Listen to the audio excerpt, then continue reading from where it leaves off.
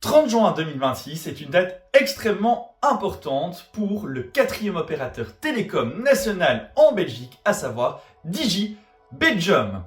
Et si tu souhaites en savoir davantage de pourquoi cette date est vraiment très importante dans cette histoire, je t'invite à rester ici même sur Monsieur Télécom, la chaîne, dans ce nouvel épisode de Monsieur Télécom réagit. À tout de suite.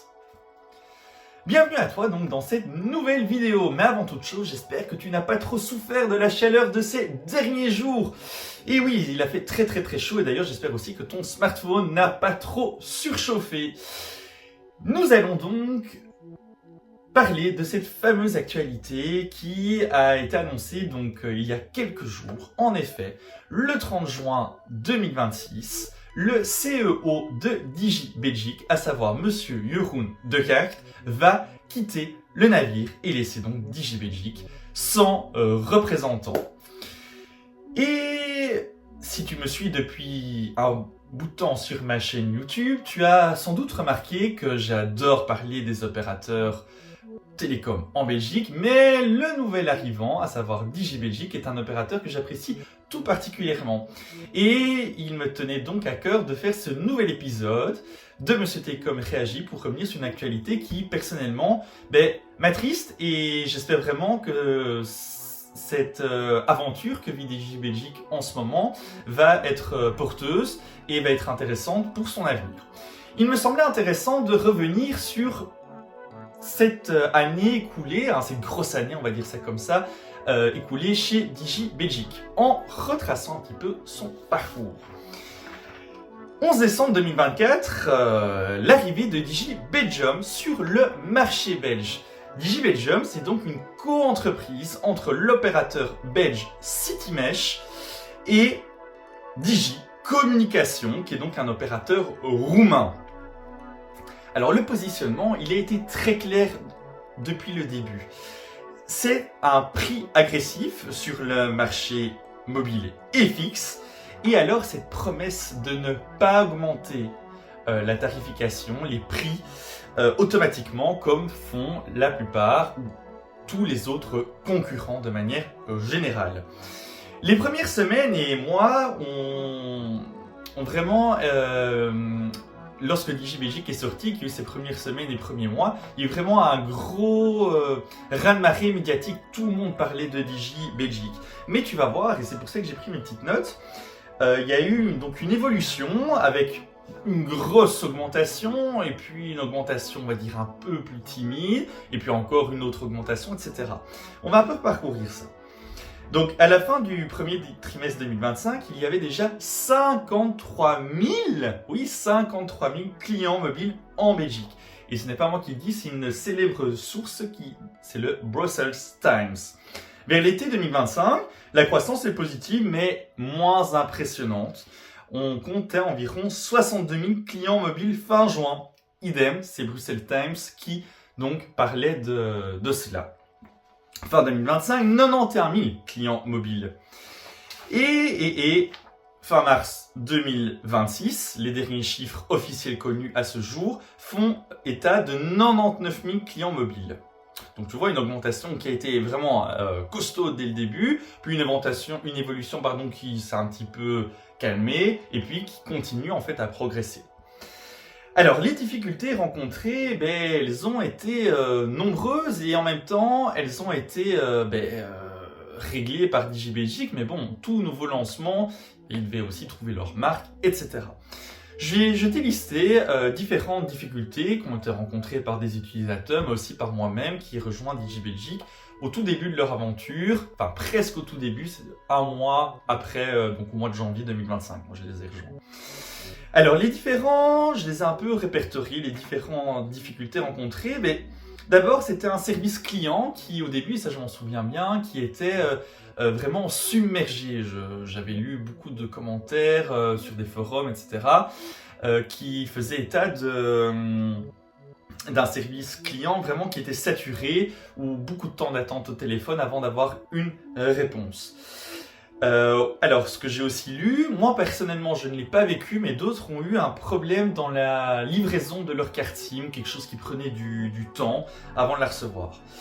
D'autres qui souhaitaient donc changer d'opérateur en gardant le même numéro et donc en utilisant ce qu'on appelle la portabilité. Donc ils faisaient le nécessaire sur le site de Digi, mais ensuite le numéro ne se transférait pas ou il y avait des problèmes lors de l'arrivée chez Digi. D'autres ont eu des problèmes de facturation au lancement, par exemple confusion au niveau de la date d'activation, correction manuelle au début. D'autres ont eu des problèmes de réseau. Par exemple le roaming qui s'active lorsqu'il ne doit pas. Moi par exemple ce que j'ai vécu c'est au tout début, je me souviens, en fait moi et d'autres utilisateurs on avait ce qu'on appelle le roaming national. Donc lorsque je lançais un appel, je voyais en fait un petit R alors que j'étais en Belgique. Voilà, et maintenant évidemment tout ça c'est réglé entre temps et il n'y a plus ce problème là. Je dois aussi noter, et je l'ai lu notamment sur un forum que j'aime beaucoup, hein, je fais un petit big up au forum que j'adore tout particulièrement, qui s'appelle bell.com. Je te remettrai le lien dans le commentaire de ma vidéo. D'autres ont rencontré aussi un problème avec le roaming, notamment à l'étranger. Alors moi j'ai eu ça aussi lorsque j'allais par exemple en France. C'est-à-dire en fait la nécessité de devoir paramétrer manuellement ton téléphone pour que la 4G, les données mobiles s'activent à l'étranger via l'application SIM qui maintenant d'ailleurs tout récemment a été supprimée du téléphone puisque tout ça se fait maintenant de manière automatique. Mais donc tu vois il y a eu une série de difficultés qui ont été corrigés par Digi, mais voilà, tout ça a dû se mettre il y a du temps qui a dû être nécessaire pour que la situation s'améliore. Et je dois noter une chose, ça c'est une expérience personnelle, c'est qu'à chaque fois que j'ai dû contacter le service client, que ce soit par téléphone, par mail, j'ai toujours, vraiment j'insiste là-dessus, toujours eu des personnes au bout du fil ou au bout du clavier, qui était vraiment extrêmement gentil et surtout extrêmement à l'écoute et efficace. Je tiens à le souligner, c'est très très important. Qu'est-ce qui s'est passé au niveau de la politique? Parce que là, moi, je t'ai listé différentes difficultés, mais au niveau de la politique, parce que bon, c'est normal, dans chaque pays, dès qu'il y a un problème, la politique aussi va s'en mêler. Alors, qu'est-ce qu'il y a eu? Il y a eu la ministre belge, notamment des télécoms, Madame Vanessa Mats, qui a convoqué Digi début 2025, parce qu'en fait, il y avait énormément de plaintes. Je dis énormément, mais tout est relatif aussi. En fait, par rapport au nombre de clients, le nombre de plaintes était élevé. C'est pour ça que Madame Mats a décidé de convoquer Digi. Et ça, c'est le vif qui le dit, ce n'est pas moi. Alors, la majorité des plaintes, elles sont arrivées après le lancement. Ça, il faut vraiment le souligner aussi. Et ensuite, le nombre de plaintes a naturellement diminué. Début 2025, il y a encore eu un autre événement au chapitre politique. Il y a eu des inspections sociales chez Digi Belgique afin de contrôler notamment les conditions d'exécution. Parce que oui, on a entendu dans les médias qu'ils remettaient en cause notamment on va dire les conditions de travail du personnel, etc., etc. Et donc tout ça, il y a eu une petite inspection qui s'est faite aussi à ce niveau-là. Alors on se souviendra aussi du tribunal bruxellois qui a donné raison à Proximus par rapport au développement de la fibre qui a été jugé comme hasardeux de la part de différentes personnes par rapport au déploiement de son réseau fibre.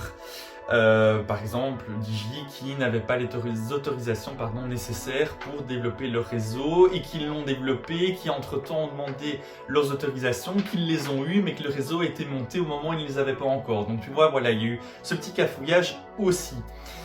Et donc il faut en conclure une chose, c'est qu'en fait la politique belge, elle n'est pas contre Digi, elle soutient cet opérateur, elle soutient la concurrence en Belgique. C'est d'ailleurs pour ça que la Belgique a ouvert son territoire à un 4e opérateur mobile avec infrastructure, avec antenne. Et Digi Belgique a été donc accueilli par la Belgique justement pour améliorer la concurrence. Mais la Belgique veut une chose.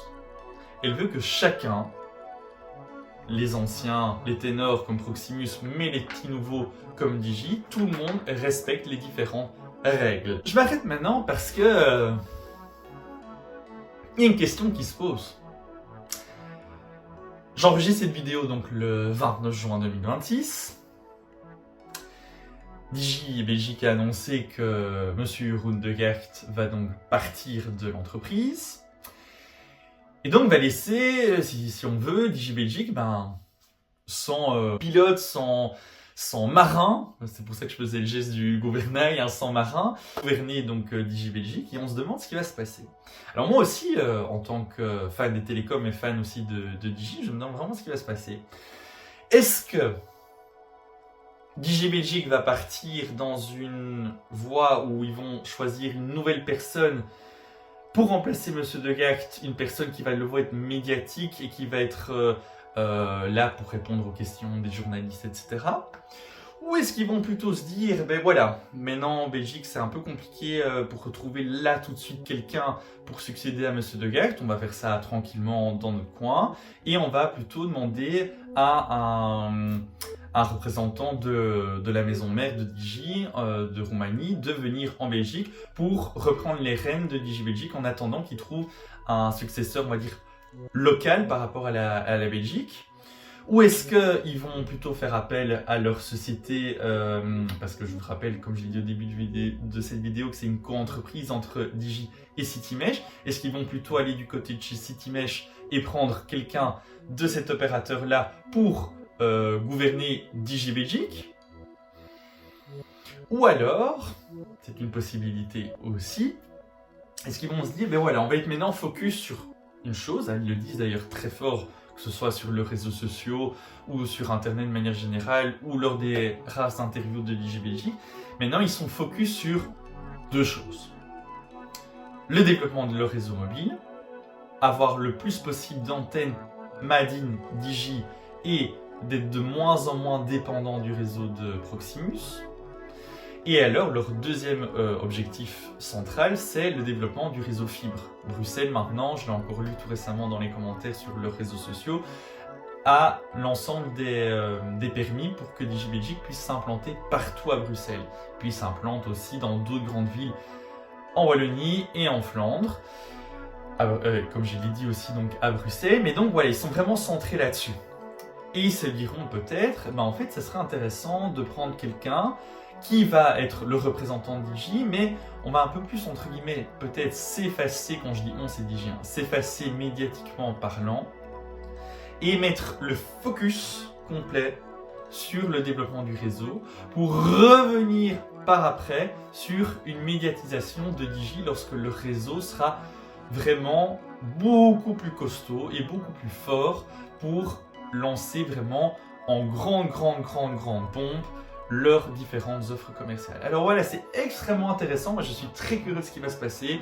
Moi, je regarde d'ailleurs toutes les semaines les différentes publicités dans les rues, etc. De se demander est-ce que Digi Belgique va bientôt lancer des nouvelles publicités, va lancer des nouvelles campagnes à la télévision. Je suis vraiment extrêmement intéressé. Ça va être passionnant ce qui va se passer dans les prochaines semaines et dans les prochains mois. Et j'espère vraiment de tout cœur que Digi Belgique va s'orienter vers une direction qui sera vraiment porteuse et qui va être hyper intéressante. En tout cas, tu peux compter sur une chose, c'est que sur Monsieur Télécom, la chaîne, on va vivre ensemble cette actualité et, je le répète, toutes les autres actualités des télécoms, parce qu'il n'y a pas que Digi, évidemment, dans le monde des opérateurs télécoms en Belgique. Mais voilà, dans le chapitre Digi, ça va être très intéressant de vivre tout ça. Et d'ailleurs, on va lancer ensemble un nouveau slogan pour clôturer cette vidéo. C'est que sur Monsieur Télécom, on vit l'actualité des télécoms. On réagit à l'actualité des télécoms. J'ai fait d'ailleurs un énorme big up aux premiers commentaires sur la chaîne qui m'ont fait extrêmement chaud au cœur, parce que c'est ça aussi que j'attends de cette chaîne, c'est partager ma passion, parler de cette actualité des télécoms, mais aussi avoir des commentaires pour pouvoir partager, pour pouvoir discuter, pour pouvoir échanger. Donc un grand merci à ceux qui l'ont déjà fait. Je t'invite d'ailleurs à faire un petit commentaire, à lâcher un gros pouce bleu dans la barre des petits pouces et à partager la chaîne autour de toi, parce que plus on est, mieux c'est. Et on terminera avec un nouveau slogan. Sur Monsieur Télécom, on vit l'actualité des télécoms, on vit cette passion tous ensemble et on la partage sur Monsieur Télécom. C'est donc vive l'actu des télécoms, partager l'actu des télécoms, partager notre passion. tous ensemble sur Monsieur Télécom, la chaîne, et je te dis à très bientôt. Ciao!